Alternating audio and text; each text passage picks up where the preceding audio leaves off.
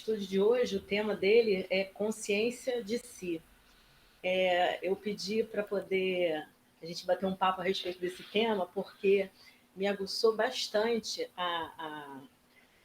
não digo nem a curiosidade, né, mas eu achei assim, muito interessante a forma como esse estudo ele foi abordado numa palestra que eu assisti, baseada num livro chamado Reforma Íntima Sem Martírio. Então, esse textinho básico que nós tínhamos colocado aí no início da semana, ele fala, está dentro da introdução desse livro, e dá um apanhadozinho do que vai ser, né, o desenvolvimento do tema que a gente vai conversar hoje. Então, eu vou dar uma lidinha nesse material e a gente vai conversando a seguir. Então, o título dele é Consciência do Si. Reforma Íntima Sem Martírio, é do Vanderlei de Oliveira, pelo espírito Hermans Dufour.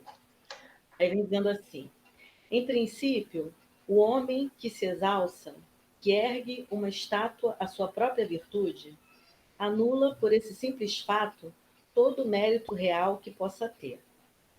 Entretanto, que direi daquele cujo único valor consiste em parecer o que não é? Admito de boa mente que o homem que pratica bem experimenta uma satisfação íntima em seu coração, mas, desde que tal satisfação se exteriorize para colher elogios, degenera em amor próprio. Em nossa proposta, no caso, né, da introdução do livro, né, é apresentar algumas ideias-chave com fins de meditação e autoaferição, ou ainda para estudos em grupo que anseiem por buscar respostas sobre as intrigantes questões da vida interior. Se não entendermos realmente a razão de nossas atitudes, não reuniremos condições indispensáveis para o serviço renovador de nós próprios. A capacidade de administrar o mundo objetivo torna-se cada dia mais precisa e rica de tecnologia para melhor eficácia nos resultados. Todavia, a inabilidade na gerência do mundo íntimo é comprovada, a todo instante, pelos atestados de descontrole e insatisfação que o homem tem demonstrado em sua vida pessoal. Homens vencedores edificam pontes maravilhosas que se tornam cartões postais no mundo inteiro. Porém, nem sempre dominam a arte de construir um singelo fio de atenção que possa estabelecer uma ponta entre ele e o seu próximo, diminuindo a distância que os separa. Cirurgiões habilidosos transplantam órgãos sensíveis com precisão e controle nos dedos. No entanto, constantemente desequilibram-se quando o pequeno talher escapa das singelas mãos de seu rebento, gerando perturbação e mal-estar na prole. Se o cerne da proposta educativa do Espiritismo é a melhoria espiritual pela reforma íntima, essa, por sua vez, tem por objetivo elementar libertar a consciência dos grilhões do ego para que possa brilhar com exuberância, sem as sombras que teimam em ofuscar-lhe. Travamos ao iniciar a renovação de nós mesmos uma batalha entre o ego e a consciência do self definitivo e glorioso. Reforma íntima. Eis o tema predileto dos adeptos do Espiritismo, no vastíssimo repositório dos assuntos elevados que nos desafiam o entendimento sob a ótica do espírito imortal. Apesar de sua predileção, constata-se que a assiduidade com a qual é tratada não lhe tem garantido noções demais dilatadas que permitem o esforço consciente na transformação da personalidade humana. Hermans Dufour. Então, assim, esse texto base ele já vem trazendo para a gente um dilema, né? Que é exatamente o quanto a gente consegue avançar em relação ao conhecimento, à inteligência, mas o quanto a gente ainda está devagar, está lento, caminhando a passos lentos na questão moral, né? No desenvolvimento, né, moral. Então, ele deu um exemplo aqui que eu achei divino, a questão do cirurgião, né? Que ele é tão habilidoso nos detalhes para poder fazer um transplante, né, um reparo num órgão humano. Mas, em compensação, não tem o mínimo tato para lidar com o próprio filho, que às vezes deixa cair alguma coisa da mão dele. Né? E isso é tão comum, isso acontece com tanta frequência, e serve para a gente parar para pensar qual é o destino que a gente está dando, né? Para tudo aquilo que a gente entende como sendo o ideal, né? Principalmente dentro de doutrina espírita, né? Então, assim, consciência do si é consciência de nós mesmos, né? Então, o objetivo hoje é assim, é aguçar essa capacidade que a gente tem de estimular nossa consciência, né? E a partir daí a gente procurar se aprofundar em relação aos conhecimentos. Então, para começar, a gente pode estabelecer aquela diferença, né, entre conhecimento e consciência.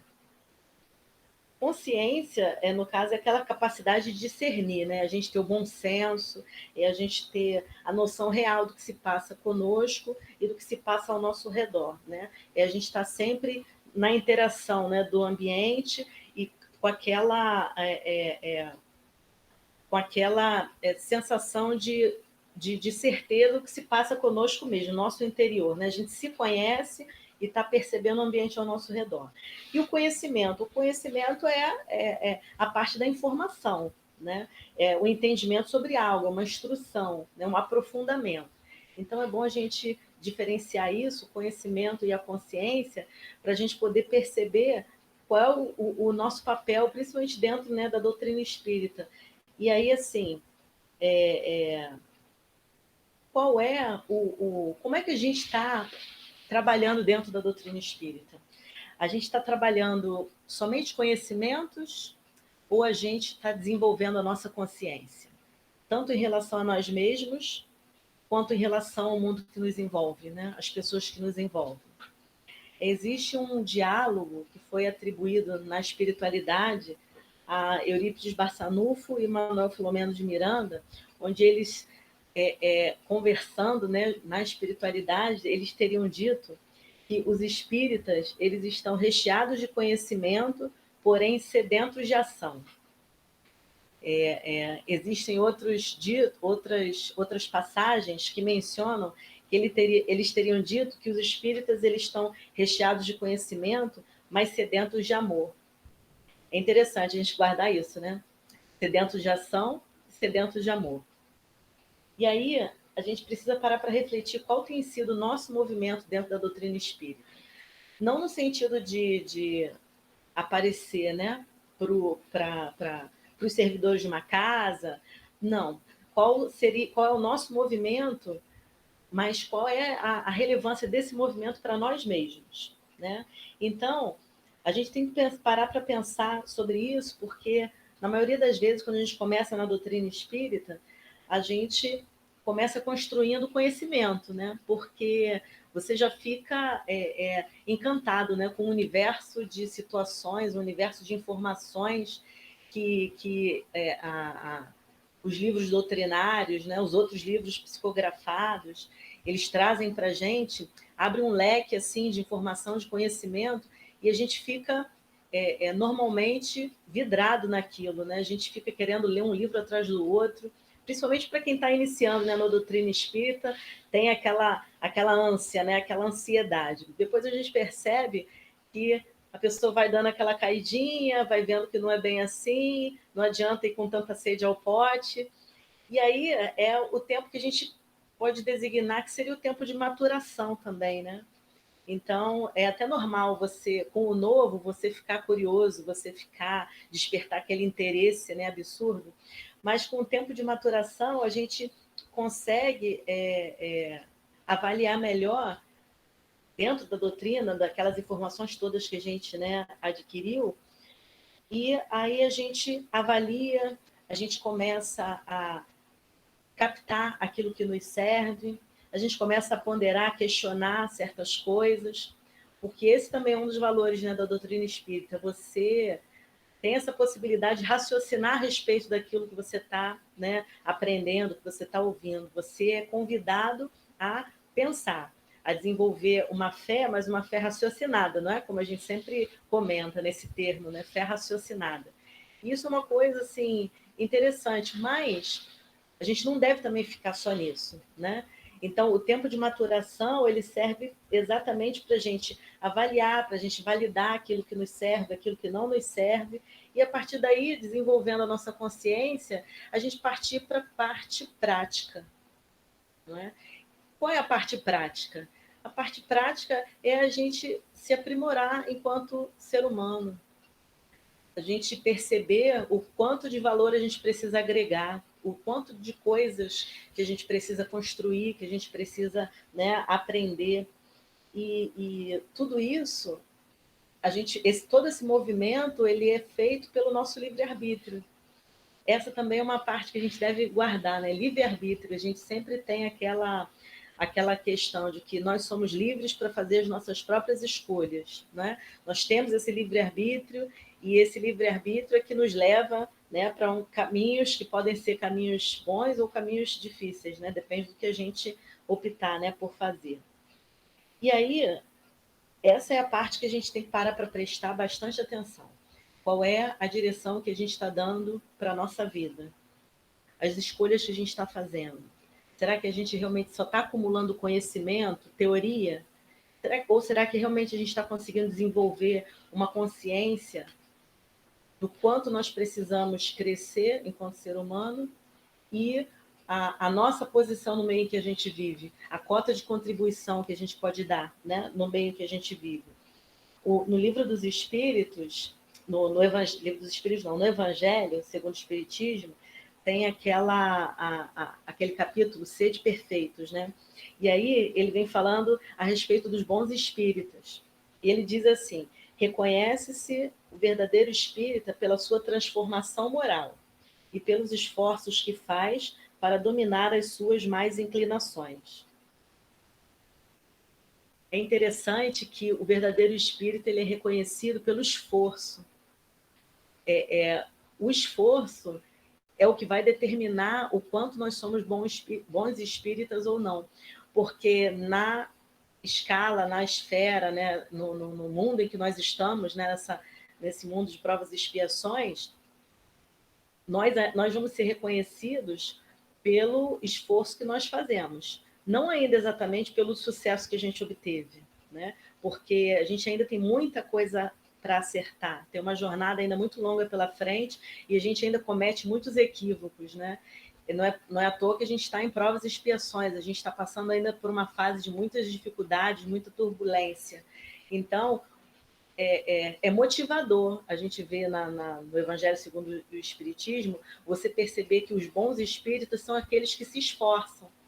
Por que eu acho interessante destacar isso? Porque o esforço vai te inspirar, o esforço vai te motivar a seguir em frente, mesmo sabendo que a gente pode cometer alguns erros, que a gente ainda vai cometer esses erros, né? Infelizmente.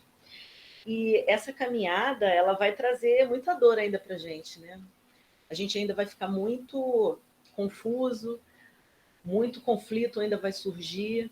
A gente mesmo vai se questionar em vários momentos da nossa vida, o que a gente está fazendo, né? O que a gente está fazendo da nossa vida? Por que a gente comete ainda tantos erros? Por que é que mesmo que a gente ainda se esforce, acontece tanta coisa, né, difícil na nossa vida? E essa caminhada, né, essa jornada, ela vai trazer marcas ainda para a gente ainda vai derramar muitas lágrimas, a gente ainda vai passar por muitas situações difíceis, mas o importante é a gente ter clara essa noção de que tudo isso é uma construção. A gente estamos passando ainda, né, por esse momento de conhecimento, porque ninguém é mestre em doutrina espírita, né?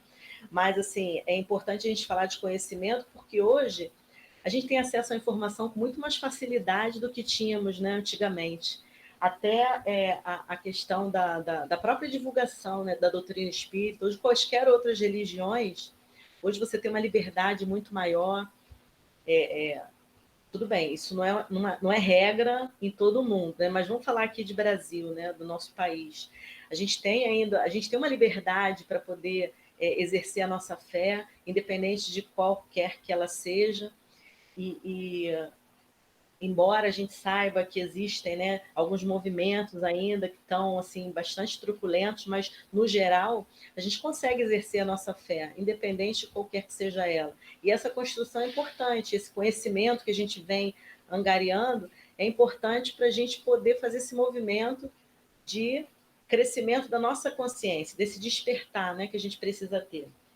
E aí a gente percebe dentro da doutrina espírita mesmo várias passagens que vão motivando a gente a seguir nesse caminho, né? E tem uma frase do Chico Xavier que assim, o Chico ele tinha uma coisa de na simplicidade trazer grandes lições, né? Ele tem uma frase dele que diz assim: quem sabe pode muito, mas quem ama pode mais. Olha só que interessante essa frase, né? Quem sabe pode muito. Então, esse saber aí, ele está diretamente ligado ao conhecimento, né? Ao potencial que você tem de desenvolver, né? Todo esse arcabouço aí de conhecimento. Mas ele vem falando depois. Mas quem ama pode mais. Esse amor, ele já está mais atrelado ao desenvolvimento da nossa consciência, né? Então, assim, o conhecimento ele tem um peso gigantesco, né?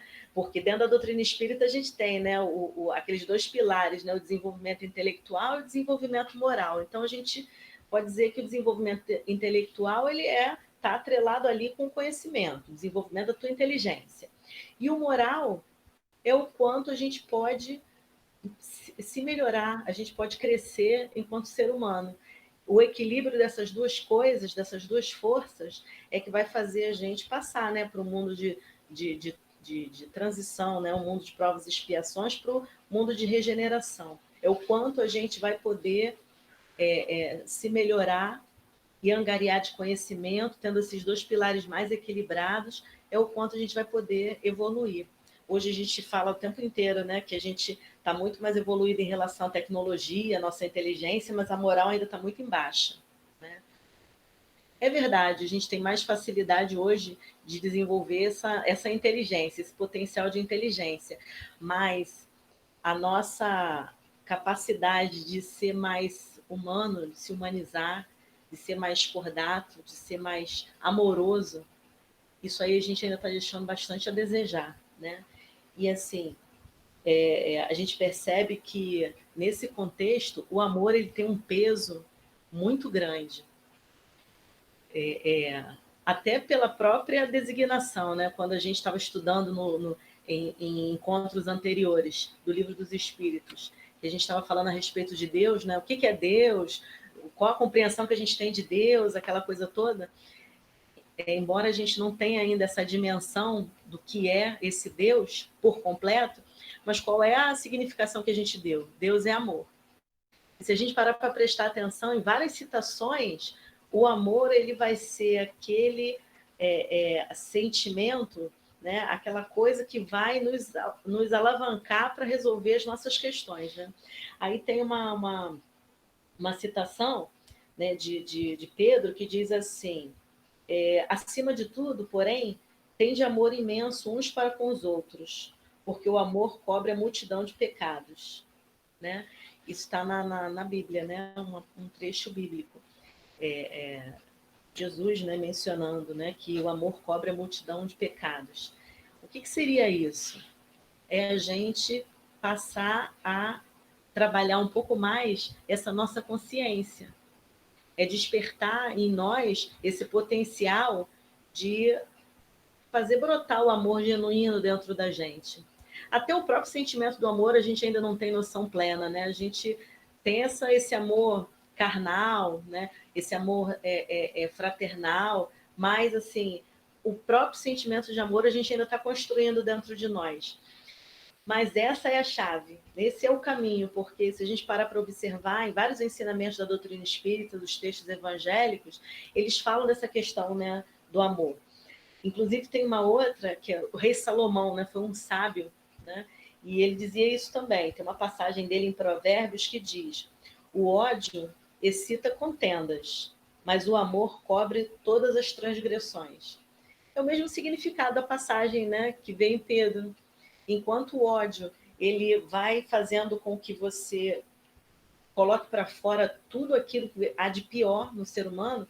O amor, ele vai cobrindo todas as transgressões. A gente, através do amor, a gente vai desenvolvendo outras virtudes, né? A gente perdoa, a gente releva, a gente tenta colocar aquela pessoa para cima, a gente se motiva também a se colocar para cima, mesmo diante das dificuldades. Por quê? Porque esse sentimento tem um potencial dentro de nós renovador, né? Renovador.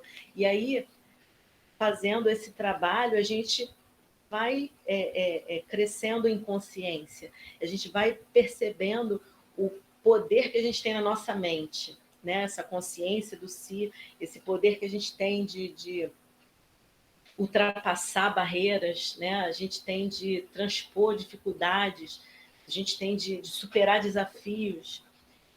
Por mais que a vida não seja realmente uma coisa muito fácil, mas a gente tem essa inteligência que Deus nos concedeu, que a gente está fazendo, né, ela crescer, e tem também essa possibilidade de fazer esse amor brotar dentro de nós, né? Então, esses dois aliados vão fazer a gente ultrapassar quaisquer barreiras, né? E aí, avançando um pouco mais, de posse, né, dessas informações, e aí a gente parando para prestar atenção, por que será que o amor é esse manancial assim tão grande, é essa fonte tão grande de renovação, né? Quando a gente fala amor, a gente tem dificuldade até de definir o que é o amor, porque é uma, uma enxurrada de coisas boas, de sentimentos, né, positivos que a gente vem trazendo dentro da gente, que a gente fala que é amor, e a gente vai percebendo que tudo isso vai trazendo para a gente uma compreensão maior do mundo que nos envolve, né? Então, o senso moral, ele vai fazer a gente despertar a nossa consciência, e a inteligência, ela é levada a gente a buscar conhecimento, se aprofundar em tudo aquilo que a gente precisa, né? Se aprofundar. E aí, saindo um pouquinho, né, da doutrina espírita, e se a gente for parar para prestar atenção na nossa sociedade, né, geral, a gente percebe que o movimento é parecido, não é? A gente fala bastante de doutrina espírita, essa questão de busca do conhecimento, de leitura, de estudo, de palestra, né? Tudo isso que a gente é motivado, a gente é incentivado a buscar, mas vamos parar para prestar atenção como é que está o movimento assim do mundo que nos envolve fora dessa questão de religiosa, fora da religião. Se a gente observar bem, as coisas estão acontecendo da mesma maneira.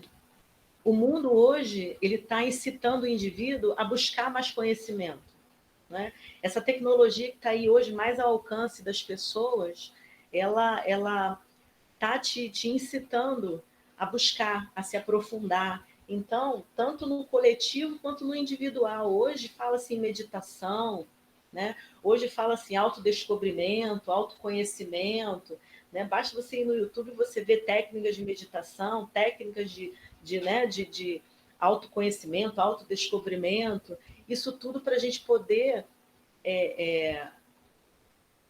se estimular, o individual. E quando você olha para o coletivo, as massas, elas estão também aí, está todo mundo seguindo mais ou menos essa mesma direção, porque as tecnologias estão avançando, a gente sabe que a coisa não está acontecendo de uma forma equilibrada, né? Sabemos disso.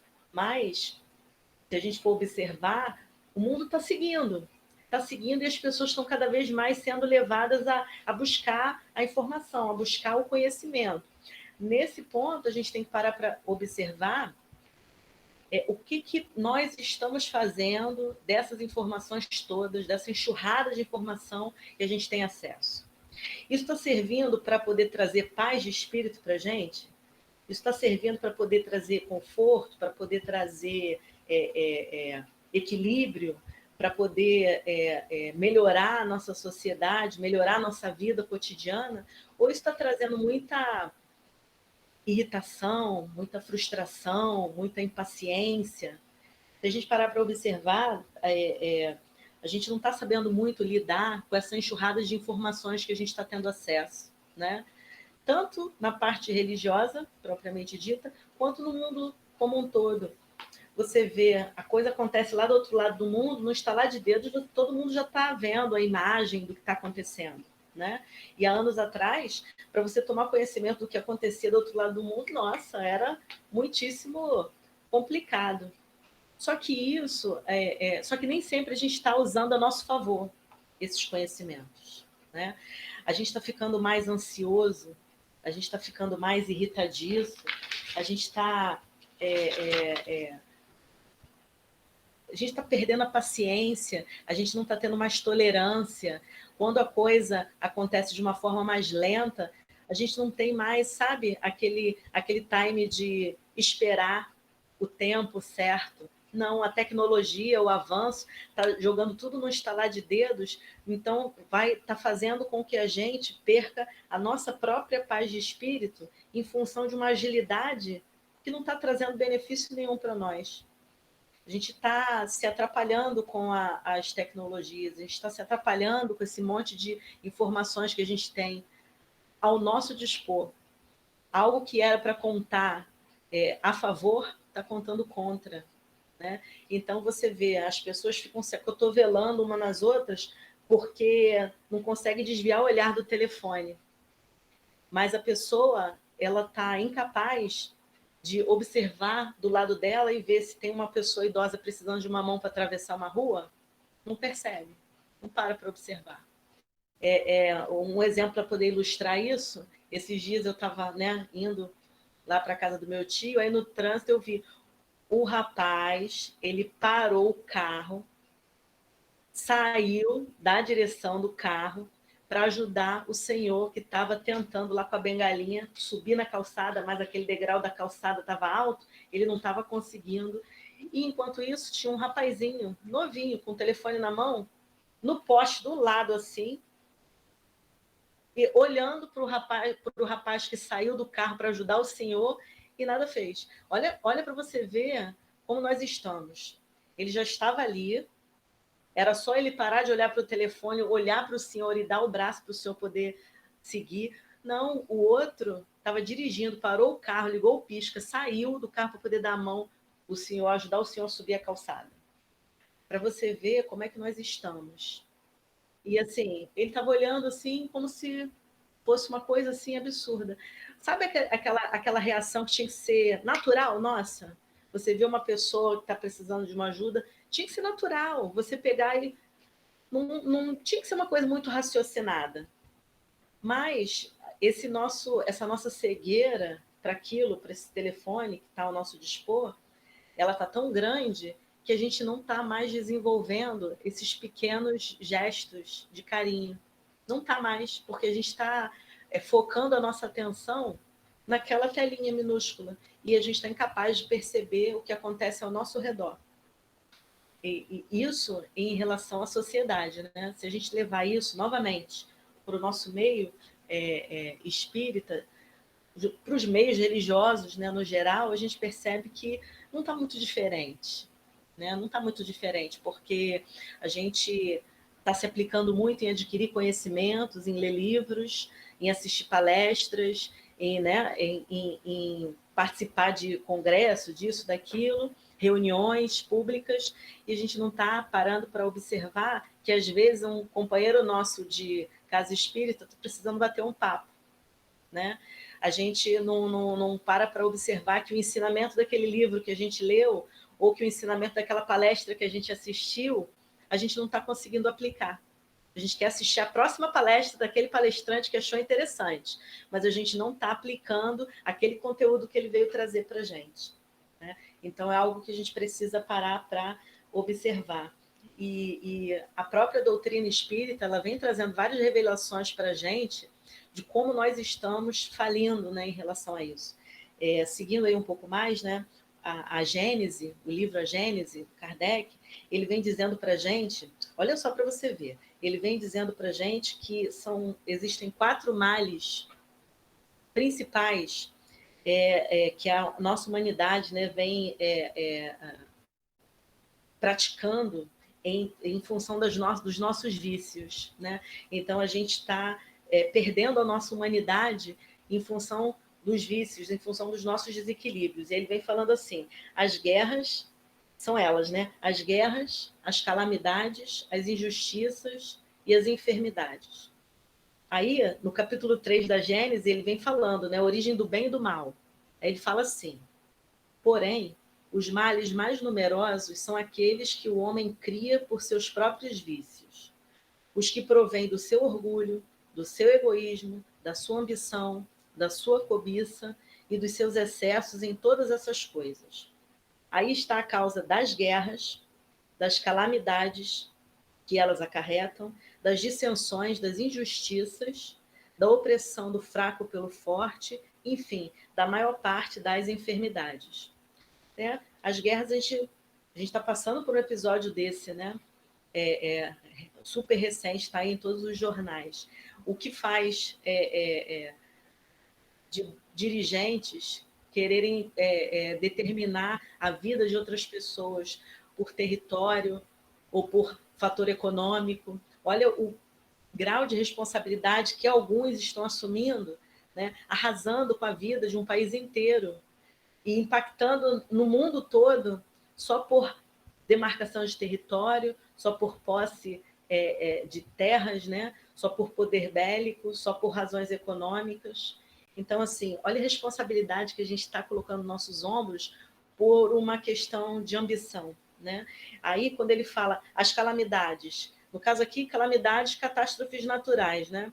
Mesmo sendo naturais, a gente observa que a mão do homem está nisso aí também. Olha o que a gente está fazendo das nossas matas, das nossas águas. A gente está destruindo tudo, né? E o mundo tá, a natureza, ela está se revoltando contra nós mesmos. Então tem lugar que está chovendo demais, outro tem seca, um é calor demais, outro é frio demais, né?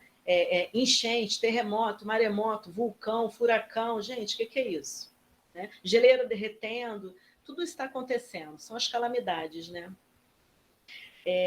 As injustiças sociais, né? É o forte querendo oprimir o mais fraco, né?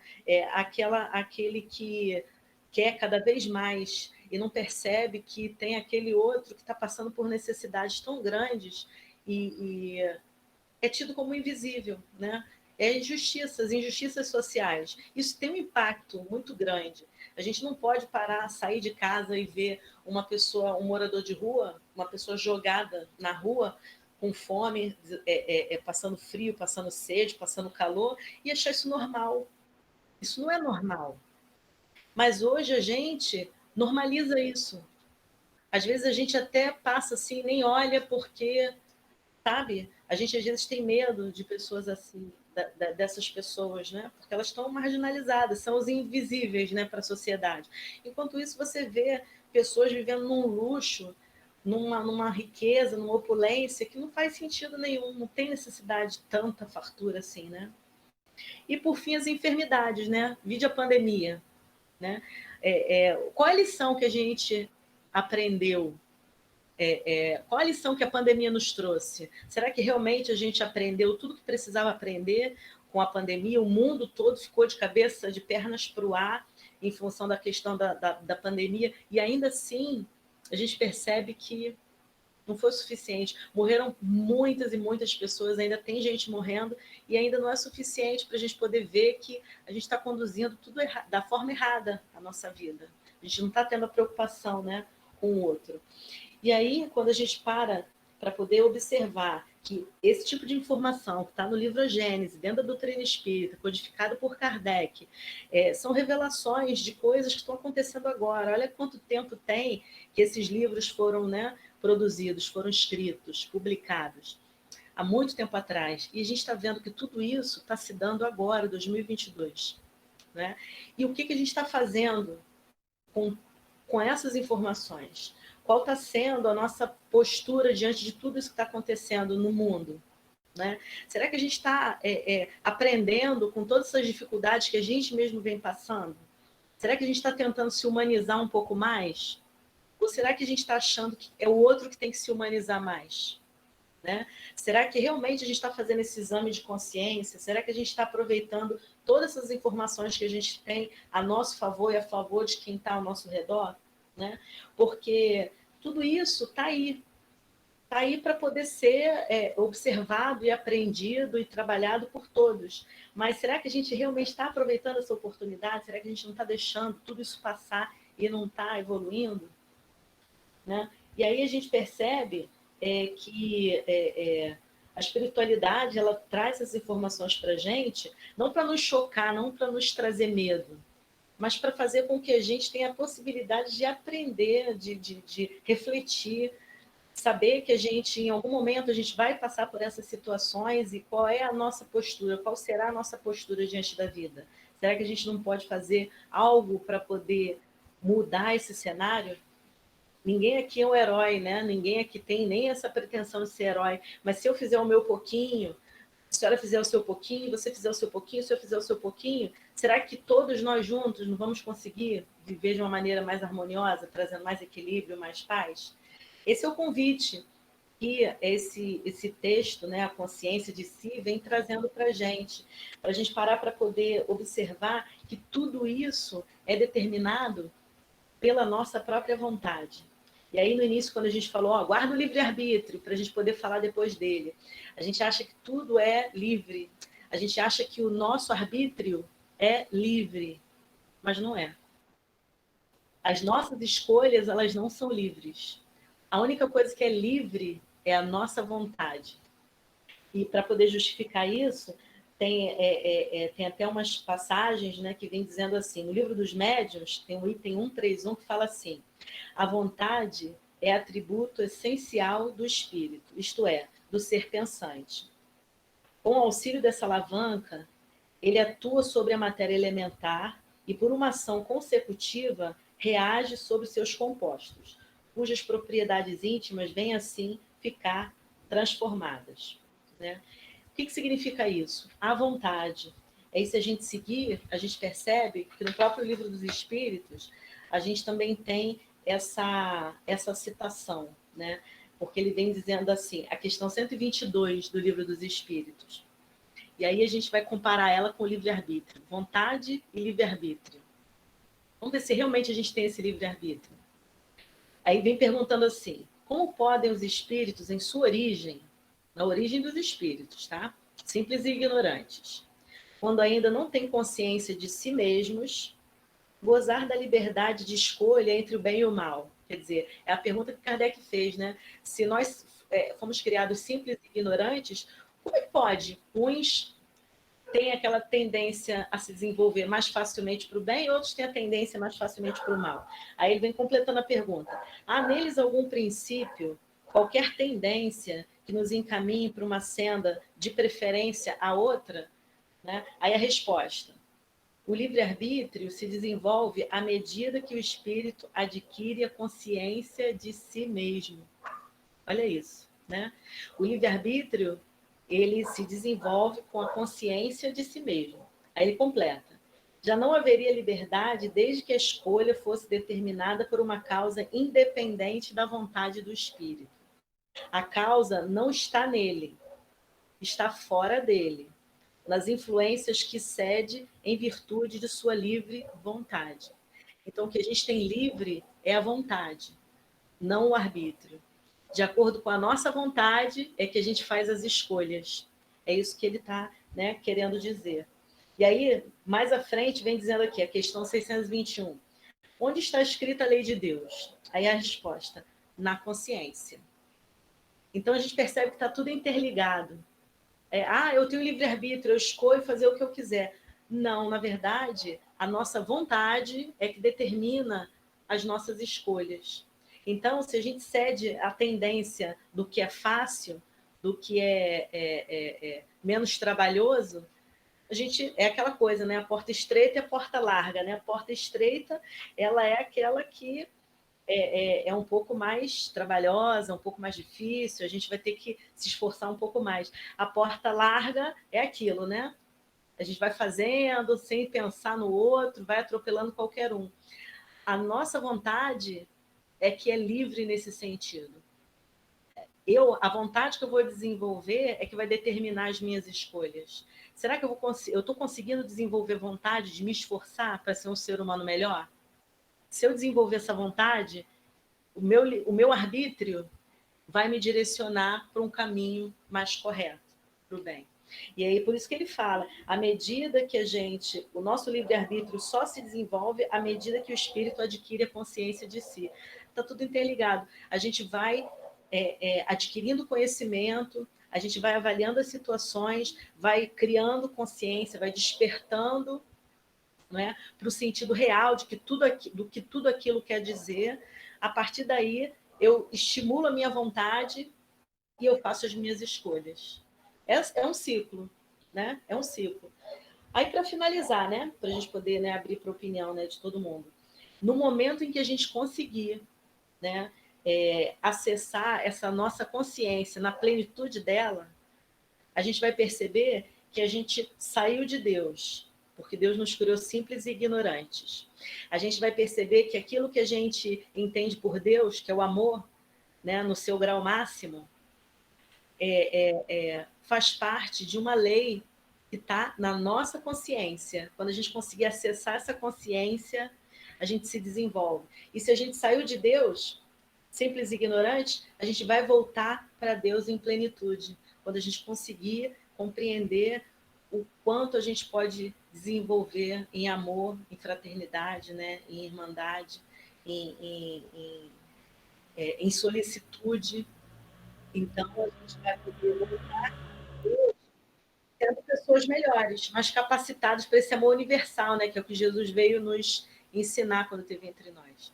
Então, assim, esse foi o objetivo, né, do estudo de hoje, trazer para a gente pensar um pouquinho, né, na importância do conhecimento, sim, mas da gente avançar um pouco mais, de desenvolver essa consciência e usar tudo aquilo que a gente vem aprendendo na nossa vida, no nosso cotidiano, para a gente poder crescer um pouco mais. É isso. Elaine destrinchou tudo, né? Não tem muita coisa para falar, né? Ela está se dedicando bastante e está expondo, e nós estamos aqui aprendendo, né? Então, eu acho que já está assim tudo muito claro, né? No os nossos deveres, né? Para a gente poder crescer e melhorar, né? Então, eu agradeço a Elaine, né? Por esse mais essas lições, né? Que a gente precisa sempre estar esclarecendo uns aos outros, né? E, é o trabalho, né? É o trabalho da gente, Bom, né? resumindo tudo isso que foi falado aí, é aquela coisa, o que a gente precisa para colocar tudo isso que foi comentado em prática? Precisa fazer o que nós chamamos de reforma íntima. Então, quando que a gente vai conseguir executar isso? Quando a gente conseguir começar a trabalhar esse interior nosso, porque só assim a gente vai conseguir começar a pensar uma pessoa que se dedica ao amor, se dedica à caridade. E o que é essa reforma íntima na doutrina, no espiritismo? Entende? Então, a reforma íntima aqui é um processo que consiste em olhar para si mesmo e mudar de dentro para fora. As pessoas não conseguem entender isso com mais clareza e procuram o contrário. É se autocuidar, transformar pensamentos e ações e praticar bons hábitos, a fim de quê? De melhorar cada vez mais. Não é construir uma coisa nova, mas sim reformar o que já está dentro de nós, buscar sempre o nosso aprimoramento. Por quê? Porque todas essas coisas que a gente vem discutindo no dia a dia já estão latentes dentro da gente, só que a gente não se preocupa muito com esse desenvolvimento. Por quê? Porque é preciso fazer essa reforma.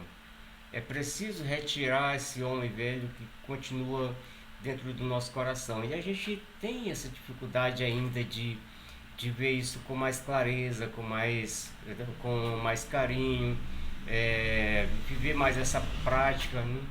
Então essa é uma transformação moral que a gente tem que fazer na prática do dia a dia mesmo, né?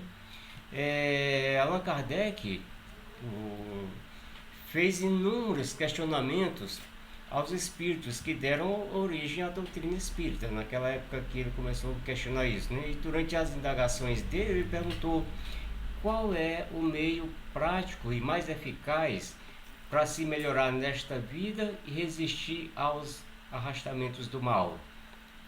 E os espíritos responderam que um sábio da antiguidade vos diz: conhece-te a ti mesmo. Então, esse é o caminho. Né?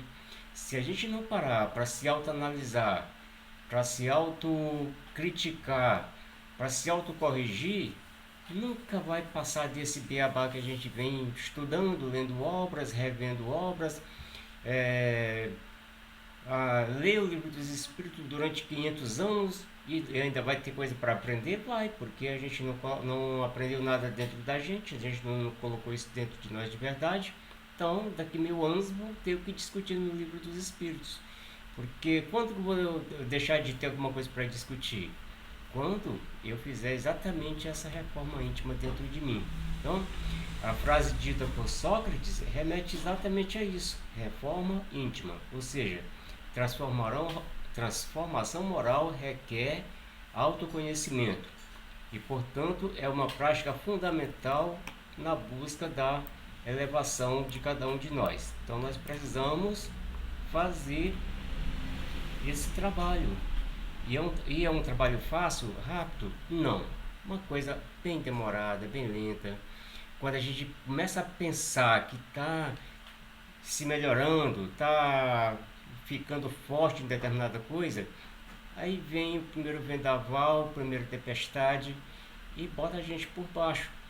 Mas como nós já estamos de olho nisso, já sabemos que essas coisas acontecem, então a gente tem que estar pronto para dar sempre a volta por cima. Fazendo o quê? Buscando a reforma interior. Não adianta que, se não fizer isso, nunca a gente vai ter segurança total, vai ter essa fortaleza. Eu conheço pessoas que ficaram anos na doutrina espírita e, por uma decepção qualquer, abandonaram, passando para outra religião. Conheço pessoas que fazem palestras lá no YouTube. Ainda essa semana eu vi a moça falando muito bem da doutrina, de todas as virtudes, mas saiu, era pregadora, oradora, um monte de coisa, saiu porque se decepcionou com determinadas situações. Significa que ela estava na doutrina, mas a doutrina não foi para dentro dela. A reforma que a doutrina pede para que a gente faça não chegou no coração dela, ela não fez, não trabalhou essa reforma. Que essa reforma é o que? É o amor, é a caridade, a compreensão, a aceitação, e isso está muito longe ainda da gente colocar na prática. Mas vamos procurar nos fortalecer nisso, trabalhar mais isso, para a gente poder superar essas dificuldades que vão estar sempre surgindo na nossa caminhada. Empecilhos não vão faltar, dificuldades não vão faltar. A todo momento, dentro da nossa fraternidade, dentro do nosso trabalho, dentro da nossa casa, vai ter sempre uma coisa para querer fazer a gente desistir, mudar de ideia, mas é aquilo que a gente tem que fazer: continuar o trabalho, continuar revendo o nosso interior, entender a nós mesmos, porque senão eu nunca vou ter harmonia se eu for ficar esperando a harmonia lá na beira da praia com o sol brilhante, ou numa floresta com pássaros cantando, ou observando a lua à noite. Essa paz nunca vai estar dentro de mim de verdade, porque ela só vai penetrar em mim quando eu conseguir fazer essa reforma dentro de mim, conhecer a mim mesmo. Então é isso que a gente tem que trabalhar um pouco mais. Mas para ver como as coisas são simples, e nem o simples a gente consegue pôr em prática. Porque se a gente entender esses ensinamentos que nós vemos estudando, essa abordagem que a Elaine trouxe, são coisas simples. Mas é o simples que nós não conseguimos fazer. Então, se a gente não tiver esse olhar para dentro de cada um de nós, que nós precisamos fazer essa simplicidade, ter essa simplicidade, colocar essa simplicidade em prática, a gente vai ficar falando, mais vezes, e voa. Porque nossa mente, ela é muito engraçada. Vem informação, daqui a pouco vem outra, daqui a pouco vem jorrando outras, E aí, quando a gente pensa que não, aquela que veio antes, se a gente não colocar em prática, não se esforçar para realizar ela, ela foi embora. Outras chegarão e ocuparão aquele lugar. Mas o que nós estamos entendendo aqui, né, nessas informações? Jesus está presente tão intensamente nesses ensinamentos de hoje, e até numa passagem que a Elane falou, um exemplo que ela deu aqui nesse estudo, em que o moço vinha de cá, ia passando, ia subindo uma escada, o moço com muita dificuldade, daqui a pouco passa veio um moço, um motorista, se compadeceu, vai lá, pega o rapaz, o senhor e ajuda ele. O outro do lado, no telefone, ficou invisível. Aí, o que nós temos um ensinamento que nós tiramos no Evangelho de Jesus? Daquela passagem do samaritano, que veio o doutor da lei, passou diante, veio também o levita, veio também, viu, passou diante, mas veio o quê? O samaritano. Quem foi o samaritano? O motorista. E assim, são pequenas oportunidades que nós deixamos passar e que fica assim tão simples, mas é tão simples que não precisaria culpar aquele motorista, não precisaria perder tempo, mas que a gente, com a nossa ainda cegueira, não conseguimos fazer. Essas coisas tão simples, e a gente não conseguimos, que nem a Elane falou, escutar, ouvir, sentir, ter compaixão. São sentimentos que nós precisamos desenvolver na nossa alma. Por quê? Porque se nós não desenvolvermos, como o senhor me falou aí, são coisas assim, que, Elane, que esse estudo trouxe muitas abordagens, até mesmo do Evangelho. Mas aí nós estamos vivendo assim, são tantas informações e a gente olhando assim, o que falta? A simplicidade. Mas o que adianta? Se as coisas são tão simples, a gente não consegue colocar o simples em prática. Então, gente, é aquela coisa, mais empatia, sejamos empáticos uns para com os outros, que é assim que nós vamos exercendo a caridade, sem nem perceber que às vezes a gente pensa que a caridade é fazer grandes obras, e não, porque nós ainda não somos fortes o suficiente para fazer esse trabalho numeroso, mas nós somos autossuficientes para fazer pequenos trabalhos, que também é caridade, e somando, vai dar para nós um colorido diferente no nosso currículo espiritual. E assim, o que nós estamos vendo na nossa sociedade é pessoas fazedoras de coisas. Faz isso, faz aquilo, faz isso, e não fazem nada. Isso, ou seja, fazer por fazer. E não é bem assim. O que nós tiramos que nós entendemos desse aprendizado de fazer essas coisas? Se nós trouxermos digamos assim, um entendimento para a nossa evolução, para o nosso aprendizado, está ótimo. Mas se nós formos apenas fazedores de coisa, estamos uma máquina, vamos ao nosso corpo como uma máquina, e nós não somos máquina, gente.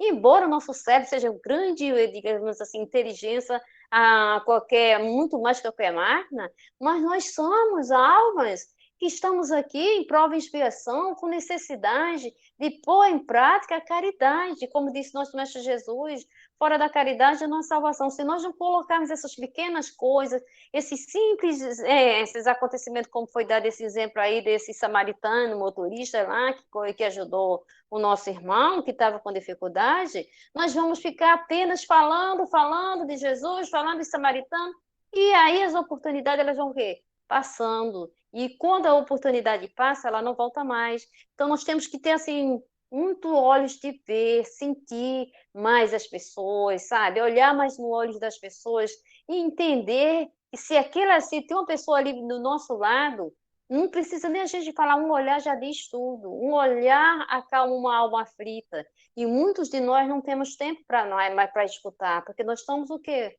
Apressados. Temos compromisso logo em seguida, e assim nós vamos perdendo as oportunidades. E aí eu pergunto, será que nós gostaríamos de ser esquecidos? Será que nós gostaríamos de ser ignorados? Não, eu tenho certeza que quem aqui falar que gostaria de ser esquecido, ignorado, não percebido, não está bem na cabeça, porque isso não é legal. Então, são assim, isso começa onde? Dentro de casa, na nossa família, em nossos lares, naqueles que estão perto de nós. Então, são coisas simples. Jesus, ele trouxe a simplicidade. Jesus não trouxe, digamos assim, que nem os doutores da lei, grandes informações para chocar a sociedade. Não, porque ele sabia da necessidade daqueles irmãos. E até hoje, a nossa necessidade de espírito ainda é muito grande. Nós consideramos ainda como as crianças. Então, as informações na maior simplicidade, nós ainda não conseguimos colocar essa simplicidade em prática. Então, nós precisamos aprender com Jesus, ser simples e parar com essa correria do dia a dia e parar com essa indiferença. Que essa indiferença é que nos afasta da sociedade, é que nos afasta um dos outros e cria entre nós e o outro, o nosso próximo, um paredão, uma distância muito grande. E nós aí vamos se afastando do ensinamento de Jesus, um dos maiores, que é amar a Deus sobre todas as coisas e ao próximo como a si mesmo. Aí fica difícil. Como é que nós vamos querer ser ajudados se nós não conseguimos ter compaixão da dor alheia? Então, gente, não tem, digamos assim, privilégio, é trabalho, é conquista. Se nós queremos conquistar amores, nós queremos conquistar amigos, vamos ter que fazer o quê? Ser solidário, porque quem é, que nem diz Divaldo, né, como Joana de Anjos, quem é solidário não é solitário. E muitas vezes nós sentimos solidão, sozinho, porque nos afastamos do trabalho, nos afastamos do bem, nos afastamos da caridade. E aí só resta para nós, no final da nossa vida, solidão. Porque não fizemos, não plantemos, como é que nós vamos colhendo, nós não plantemos? Mas será que nós vamos fazer como aquele irmão do que fala o Evangelho? Ah, Senhor, que foram dados 3 talentos, 2 talentos, ele achou que foi pouco demais, lá deixou o talento morrer. Não, foi dado talento, foi para multiplicar, triplicar. Então, nós temos que dar conta dos talentos que Deus nos deu, que Deus nos emprestou, mas é dar conta com qualidade. Não é cobrando dele, ah, Senhor, eu sei que tu és severo, eu sei que tu és inteligente, sabe que planta, onde planta. Não, ele pediu para nós, ele nos deu a oportunidade, o talento da reencarnação, e nos deu a oportunidade de trabalhar esses talentos e assim multiplicar esses talentos. Não é chegar no mundo espiritual com a mão vazia, olhando para nossas mãos, dizendo assim, ah, Senhor, me desse um talento, mas eu sei que você sabe, é muito inteligente, eu sei que o senhor sabe muito, muito melhor do que eu, estou te devolvendo o mesmo talento. Ah, servidor preguiçoso, cadê o trabalho que eu confiei nas tuas mãos? Não é assim. Então, o trabalho enobrece o homem. Nós precisamos entender que o trabalho está nas simples coisas, nas pequenas coisas, nos menores gestos. E aí nós desenvolvemos dentro de nós a compaixão, que é um dos maiores, digamos assim, talento, porque se nós não temos compaixão da dor alheia, o outro fica indiferente. E aí nós não podemos ser felizes e ser indiferentes à dor alheia, porque a dor alheia faz parte da nossa própria dor. Então nós estamos aqui para fazer o quê? Crescer um ao lado do outro. O mais forte ajuda o mais fraco. Se não fosse assim, Deus não daria essa oportunidade. Nós estamos aqui juntos, diante de tanta tempestade, mas dando a oportunidade de caminhar e crescer e aprender um com o outro. Então, a lei de Deus é uma lei de amor, ela é uma lei para todos. Nós não vamos fugir dessa lei, porque, como foi falado no estudo, ela está impressa na nossa consciência e ela nos cobra o quê? Amor. Amor sempre em nossos corações, que com amor nós vamos acertar muito e errar muito menos. Uhum. Aproveita e faz a prece para a gente encerrar, que já está em cima da hora. Então, nós vamos levar o nosso pensamento a Deus, agradecendo a Jesus, a sua infinita misericórdia por mais essa oportunidade desse estudo da noite de hoje. Que Jesus continue nos abençoando, nos fortalecendo, nos orientando, para que nós possamos, amado Mestre Jesus, com a tua permissão, com a permissão de Deus, nosso Pai e Senhor, a cada dia da nossa existência, fazer o nosso trabalho que cabe a cada um de nós, mas não apenas um trabalho com qualidade, com amor, com gratidão, por oportunidade da reencarnação. Nós te agradecemos, Jesus, por ser o nosso amigo, nosso irmão maior, nosso mentor, o guia espiritual do planeta. Nós te agradecemos por estar conosco, nos dando essa nova oportunidade. Segura nas nossas mãos, nos ajuda a não cair tanto como já caímos em encarnações vindouras. Ajuda, Mestre Jesus, a acalmar a dor e a tempestade que está dentro de cada um de nós, que está no planeta, no país, no universo. Ajuda os nossos governantes, ampara nossas autoridades. Fortalece, amado Mestre Jesus, o dever que cada um aqui veio cumprir. Que tua infinita misericórdia possa tocar na fibra de cada coração generoso e possam cada um despertar com a tua infinita misericórdia e assumir os compromissos, a mais pura lealdade que cada um de nós já assumimos a ser vitorioso. Assim nós te agradecemos por tudo, Jesus. Em nome de Deus, nosso Pai Senhor, nós pedimos a permissão para encerrar o nosso estudo da noite de hoje. Que assim seja, graças a Deus.